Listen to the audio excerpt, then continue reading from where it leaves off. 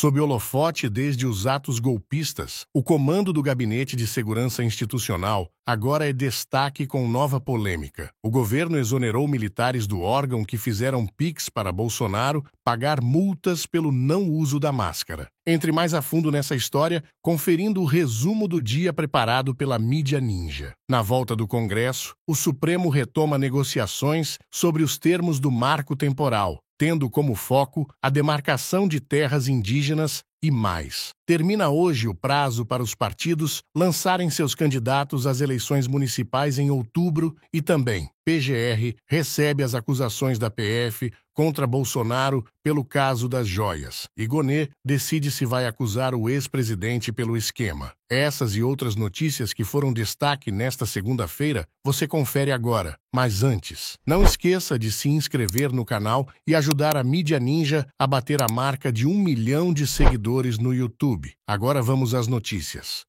Militares do Gabinete de Segurança Institucional da Presidência fizeram doações via PIX para Jair Bolsonaro, em uma campanha que arrecadou por volta de 17 milhões de reais. A informação foi divulgada originalmente pelo site Metrópolis. Após o governo Lula descobrir essas doações no GSI e retornaram aos quartéis. O GSI não comentou o assunto. As doações começaram quando aliados de Bolsonaro iniciaram uma vaquinha para ajudá-lo a pagar multas e despesas judiciais pelo não uso da máscara na pandemia de Covid e violar medidas sanitárias à época. O GSI ganhou destaque este ano após o governo exonerar o chefe do gabinete, Gonçalves Dias. Por suspeita de omissão, o Procurador-Geral da República, Paulo Gonet, recebeu o relatório final da PF que indiciou Bolsonaro no caso das joias e agora decide o futuro do ex-mandatário. Com o documento conclusivo também enviado ao Ministério Público, Gonet deve anunciar até 21 de agosto se vai denunciar os envolvidos. Investigadores da PF acusam 12 pessoas ligadas ao ex-presidente, o que incluem os militares Mauro e Lorena Cid, bem como os ex-advogados de Bolsonaro, Frederic Wassef e Fávio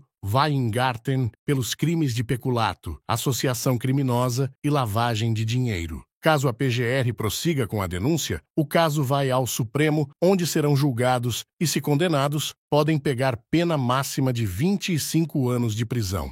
O Supremo Tribunal Federal realiza nesta segunda-feira a primeira audiência da Comissão de Conciliação, que tratará das ações que envolvem o marco temporal de votos para a derrubada da tese no Judiciário e declararam a tese inconstitucional e, em uma manobra, a bancada do agro, então, a transformaram em uma lei. Mesmo apontando os absurdos do projeto, representantes indígenas, indigenistas e partidos de esquerda não foram ouvidos, e o projeto entrou em vigor sem os vetos do presidente Lula, ameaçando inúmeros territórios indígenas.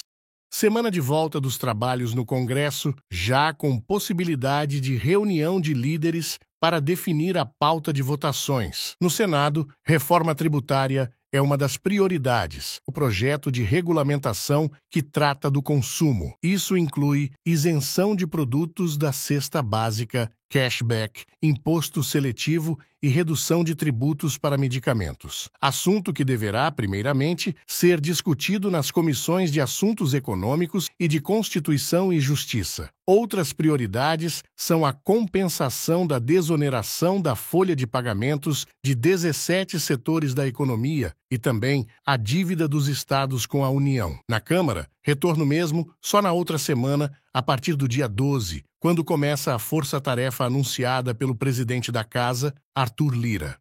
Após um ataque às comunidades em uma área em processo de retomada na terra indígena Panambi-Lagoa Rica, no Mato Grosso do Sul, um acampamento do Movimento dos Trabalhadores Rurais Sem Terra em Dourados foi alvo de tiros. Segundo moradores, os pistoleiros agiram a mando de fazendeiros. O ataque ocorreu horas após o incidente na terra indígena. O MST acredita que a ação foi uma retaliação devido à solidariedade do movimento com os indígenas. Lideranças do MST relataram que os pistoleiros chegaram em cerca de 10 caminhonetes e 2 motos. Termina nesta segunda-feira o prazo para que todos os partidos e federações definam a escolha. Em anos eleitorais, a convenção partidária é etapa obrigatória para o registro de candidatos que precisam ter seus nomes oficializados pelas siglas. São encontros formais de formato presencial ou híbrido, em que os membros de uma legenda manifestam seus apoios. Até o momento, já foram pedidos registros de quase 45 mil candidaturas para as eleições em outubro. Este ano, quase 156 milhões de brasileiros estão aptos a votar nos cerca de 5.500 municípios do país. Agora fique com um trecho do discurso do presidente Lula, em visita oficial à capital do Chile, Santiago, onde assinou acordos bilaterais com o chefe do executivo chileno, Gabriel Boric. A agenda ocorreu nesta segunda-feira. Como vem fazendo em suas últimas aparições públicas, Lula ressalta a necessidade de alianças internacionais como o único meio de erradicar a fome e a pobreza no Brasil e no mundo. Confira o trecho. Da integração. O sonho do crescimento econômico, o sonho de criar instituições multilaterais que pudessem nos dar uma guarida, de criar um bloco econômico, um bloco político, um bloco científico, tecnológico, tudo isso tinha caído no esquecimento. O nosso país sofreu um retrocesso muito grande, muito grande. Ou seja, o Brasil tinha saído da fome em 2014. E quando regressamos, 10 anos depois, já tinha 33 milhões de pessoas no mapa da fome. Em apenas 18 meses, já tiramos 24 milhões de pessoas do mapa da fome. E vamos acabar com a fome outra vez, porque a fome não é um fenômeno da natureza. A fome é falta de vergonha naqueles que governam os países do mundo inteiro, porque a gente poderia acabar com a fome com facilidade. Dizem que países não têm amigos, têm interesse. Não é esse o nosso caso. Costuma-se ouvir no Brasil que mantemos com o Chile uma amizade sem limites, pois mesmo sem fronteiras físicas, temos uma parceria diversa e abrangente. Por isso, decidimos fazer de 22 de abril, data que estabelecemos nossas relações diplomáticas de 1836, o Dia da Amizade Brasil-Chile. Nossa relação bilateral tem vocação regional e global. Somos gratos ao Chile por ter liderado o segmento da reunião de presidentes da América do Sul no semestre passado. Para o Brasil, a convergência entre o Consenso de Brasília e a Unasul é um objetivo que queremos perseguir.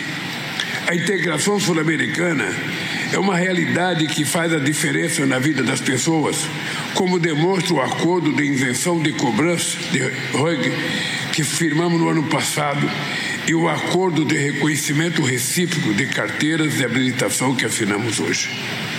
Os desafios representados pelas catástrofes naturais e pelo crime organizado atravessam os países. O incêndio de 2023 no Chile e as enchentes deste ano no sul do país, do Brasil, põe em xeque o negacionismo climático e reforça a necessidade de cooperação entre nós. A proposta chilena de estabelecer um mecanismo regional de resposta a desastres conta com o nosso respaldo e o nosso apoio. Sem colaboração, também não é possível combater a criminalidade. Assinamos hoje um tratado de extradição e instruímos nossas equipes a ampliar ações de inteligência e operações conjuntas. Integração significa conexão. Foi o aumento do número de voos que permitiu que o fluxo de turistas entre nossos países quase dobrasse o ano passado.